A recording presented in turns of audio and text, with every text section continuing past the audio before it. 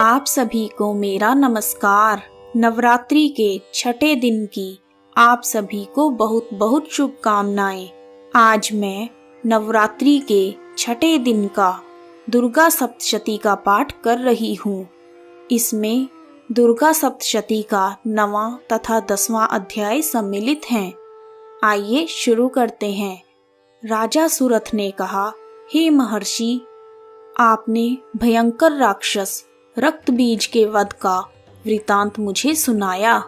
अब मैं रक्त बीज के मरने के बाद क्रोध में भरे हुए शुंभ व निशुंभ ने जो कांड किया वह सुनना चाहता हूँ।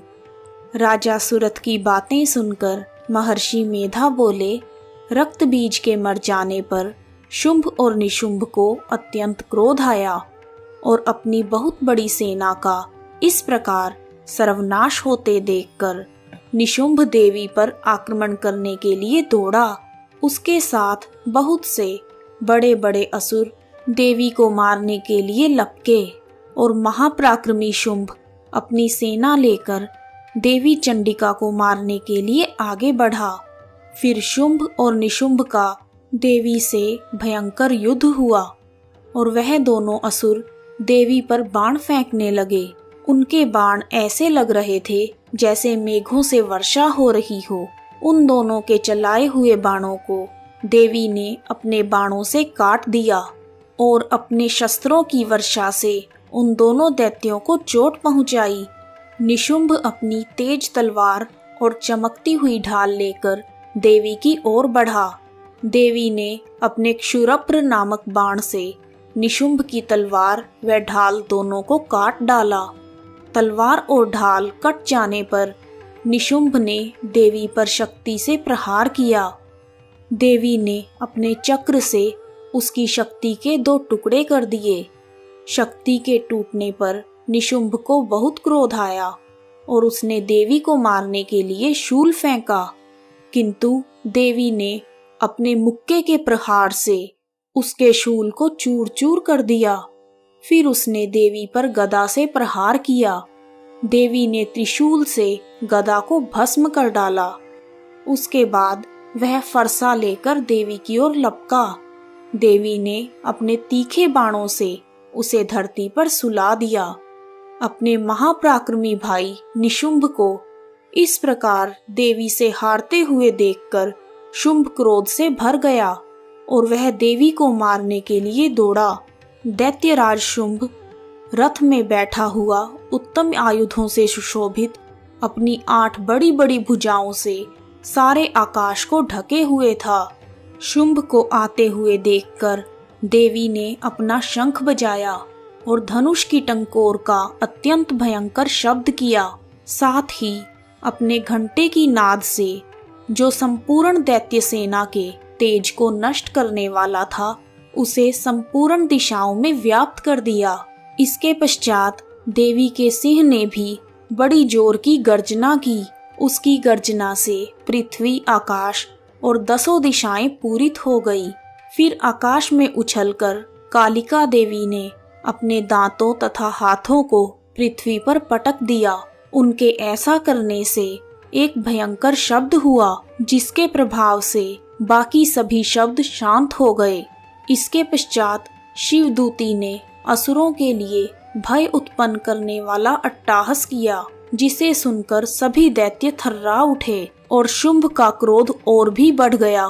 फिर देवी अंबिका ने शुंभ को, अरे दुष्ट, ठहर जा, खड़ा रह, कहा तो आकाश से सभी देवता जय हो बोल उठे। शुंभ ने वहां आकर अग्नि की ज्वाला से युक्त एक भयंकर शक्ति छोड़ी, जिसे देवी ने अपनी महोल्का नामक शक्ति से काट डाला। हे राजन, शुंभ के छोड़े हुए बाणों को देवी ने और देवी के छोड़े हुए बाणों को शुंभ ने अपने बाणों से काटकर सैकड़ों और हजारों टुकड़ों में परिवर्तित कर दिया। इसके पश्चात जब चंडिका ने क्रोध में भरकर शुंभ को त्रिशूल से मारा तो वह मूर्छित होकर पृथ्वी पर गिर गया।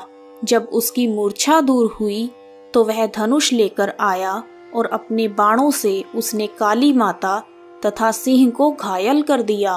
सिंह को घायल करने के बाद शुंभ ने 10,000 भुजाएं धारण करके चक्र आदि आयुधों से देवी को आच्छादित कर दिया। तब भगवती कुपित होकर अपने बाणों से उन चक्रों तथा बाणों को काटने लगी। यह देखकर निशुंभ हाथ में गदा लेकर चंडिका को मारने के लिए दौड़ा। उसके आते ही देवी ने तीक्ष्ण धार वाले खड्ग से उसकी गदा को काट दिया। फिर निशुंभ ने त्रिशूल हाथ में ले लिया। निशुंभ को त्रिशूल हाथ में लेकर आता हुआ देखकर चंडिका ने अपने शूल से उसकी छाती पर प्रहार किया और उसकी छाती को चीर डाला। छाती के चीरने से उसमें से एक उस जैसा ही महापराक्रमी दैत्य ठहर जा कहता हुआ निकला। उसको देखकर देवी ने जोर से ठहाका लगाया।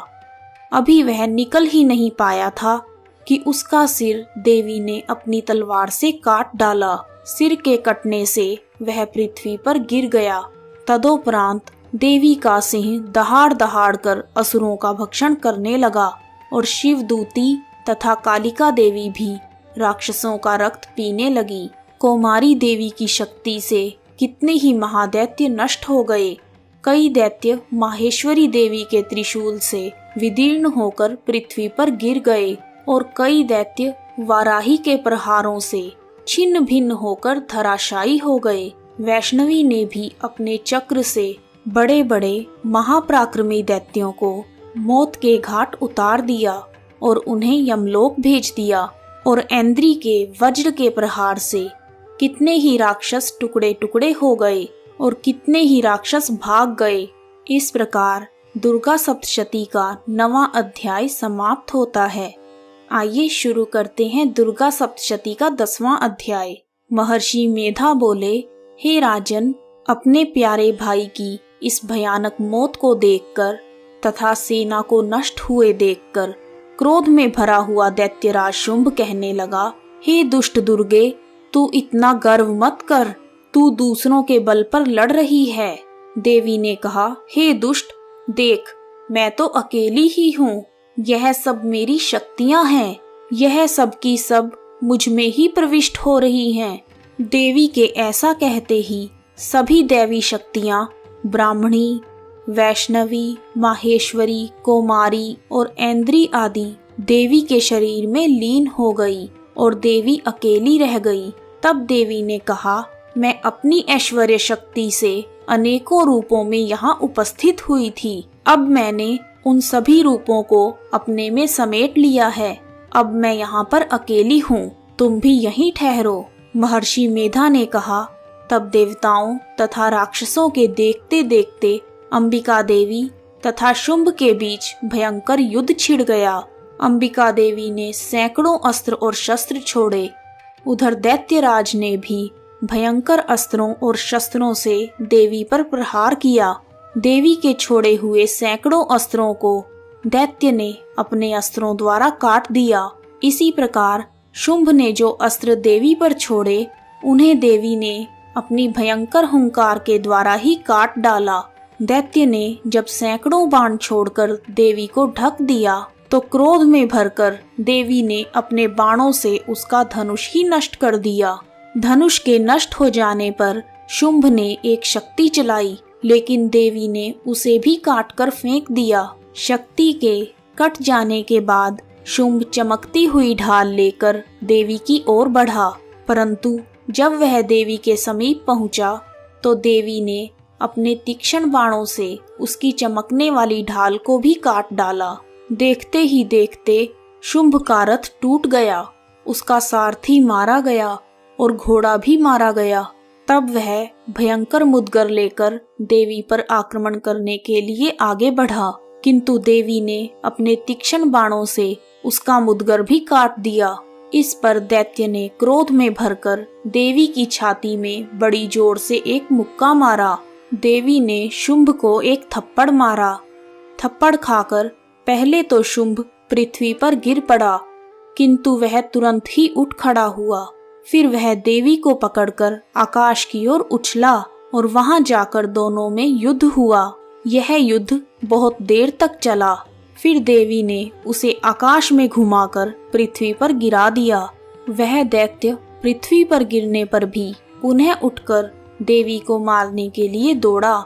तब उसको अपनी ओर आता हुआ देखकर देवी ने उसकी छाती को विदीर्ण कर दिया और उसको पृथ्वी पर पटक दिया। देवी के त्रिशूल से घायल होकर उस दैत्य के प्राण पखेरु उड़ गए और उसके मरने पर समुद्र, पर्वत और पृथ्वी आदि सभी कांपने लगे। उस दुष्टात्मा शुंभ के मरने से संपूर्ण जगत प्रसन्न व स्वस्थ हो गया तथा आकाश निर्मल हो गया। नदियों का वेग भी ठीक हो गया। संपूर्ण देवताओं का हृदय हर्ष से भर गया और गंधर्व सुंदर गान करने लगे। वायु में पवित्रता आ गई। यज्ञ फिर से आरंभ हो गए और चारों दिशाओं में शांति फैल गई। इस प्रकार दुर्गा सप्तशती का 10वां अध्याय समाप्त होता है। जयकारा महामाई का, बोल साचे दरबार की जय। जय माता दी। यदि आपको वीडियो पसंद आया है तो कमेंट बॉक्स में माँ का जयकारा अवश्य लगाएं। जय माता की।